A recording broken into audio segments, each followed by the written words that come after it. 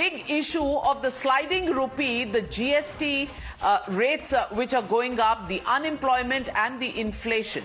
The sliding rupee, GST pinch for the Aam Aadmi, and unemployment and inflation, all of these are interconnected. Even if one goes down, the other will suffer a domino effect. So how is India doing economically? Let's talk about the Indian rupee first. The Indian currency has hit an all-time low. The Indian rupee dropped past 80 rupees per dollar for the first time ever. In fact, it's plunged over 7% in the last 7 months alone. An exodus of foreign investments, widening trade gap and current account deficits, current geopolitical tensions, soaring inflation and high rise in crude oil prices have added to the drop of the rupee value. So the rupee is weaker today, and you and I, the common man, is feeling the pinch in more ways than one. After a new list of items came to the fore that would attract GST, today the finance minister busted myths around the implications of that move. She said that all states, including the non-BJP ruled states, were present at the 47th GST meeting, and the proposal received a nod from everyone. The reason behind the Indian population feeling the pinch with the new GST rates is also because of the unemployment rate. While the situation in June has been slightly better than February this year, CMI sees a massive fall in employment this June compared to last year. Along with this, the inflation rate has also increased over the years. Data shows an inflation rate of 6.62% in 2020 as compared to 4.91% in 2015, and today somewhere in the region of 7.5 to 7.7. So, how bad is it for our country? Is the growth curve declining or stagnating? Where are we going to go from here? To answer that and more, we are joined by Mr. Surjit Bhalla, Executive Director at the Indian Monetary Fund, the IMF. Thank you very much, Mr. Surjit Bhalla, for joining me on the Newshour tonight. First questions first. The yearly inflation rates are high, and today the International Monetary Fund Executive Director Mr. Surjit Bhalla with us. I want to ask you, inflation rate, funds going away from India, and the rupee sliding below the 80 rupees per dollar mark. Does this really give us ominous signals of an economy in trouble?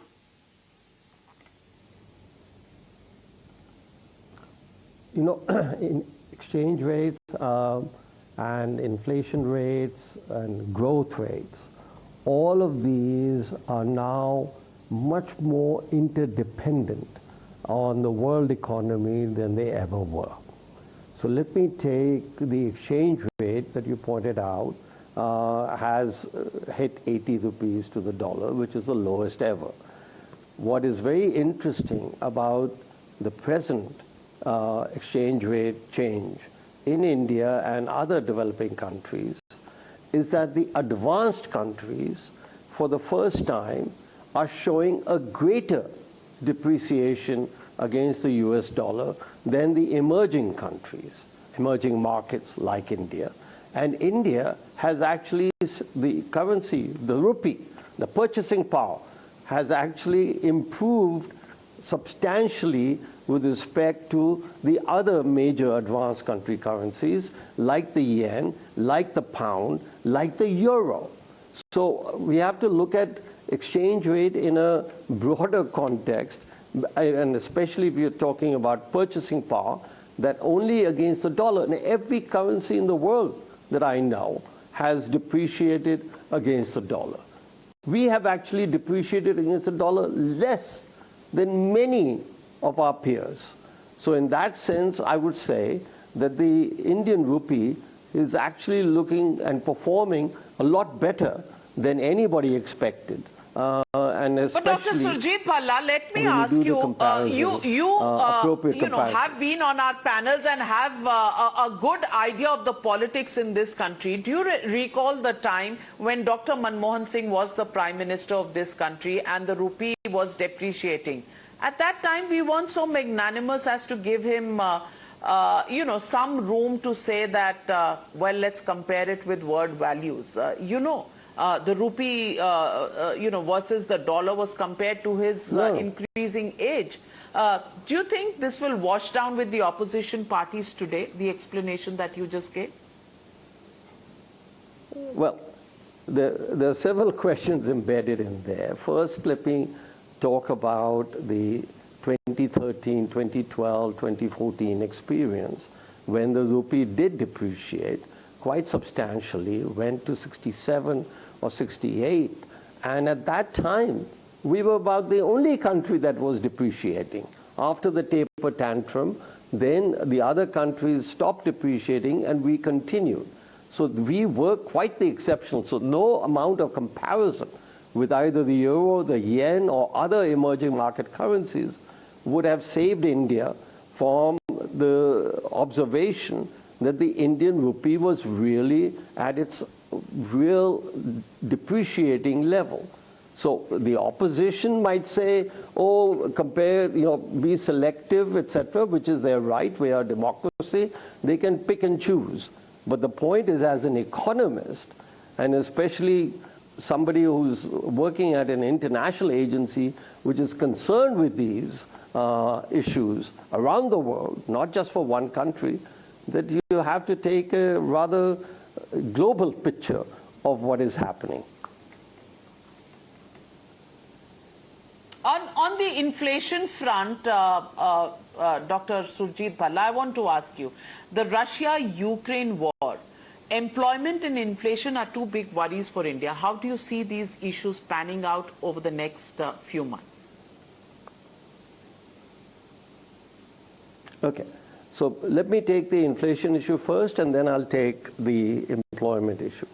On inflation, all the data available to us, again, for developing countries, for advanced countries, this is a very, very unusual, so unusual, it's unique situation where inflation in advanced economies, including the US, is much higher than the inflation in developing economies, including India.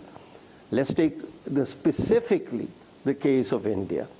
Our rate, basically for a long time, the Monetary Committee rate is around our stable equilibrium expected inflation rate is between 4 and 6%.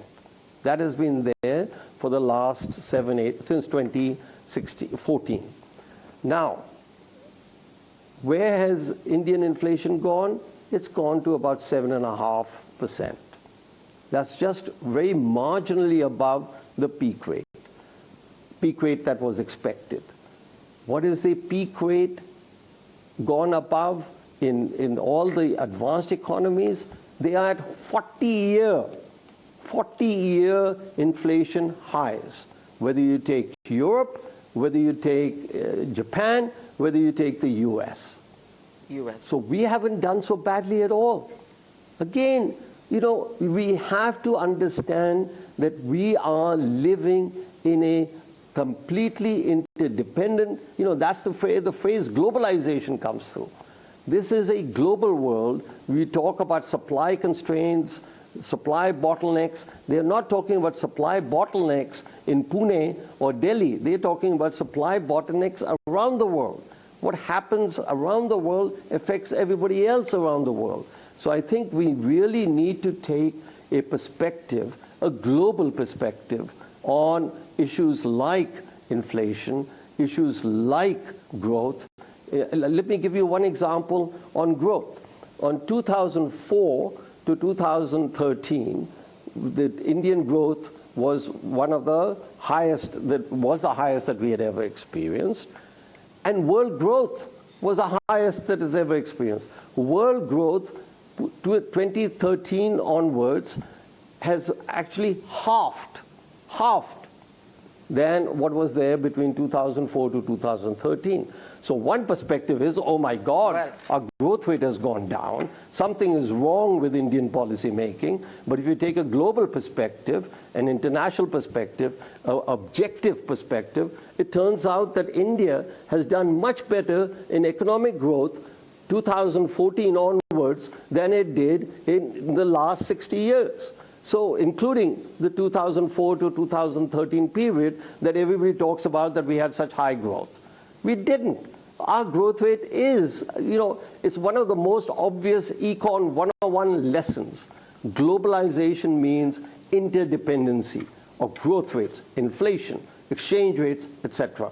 And in that context, our relative performance to other countries has been about the best over the last 7-8 years than ever before.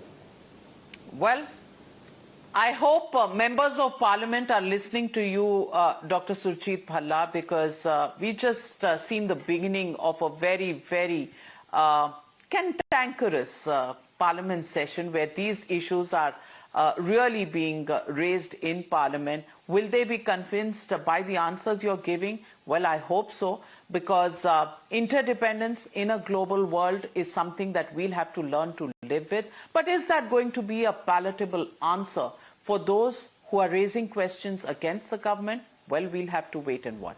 Thank you very much, Dr. Bhalla, for joining me on the News Hour.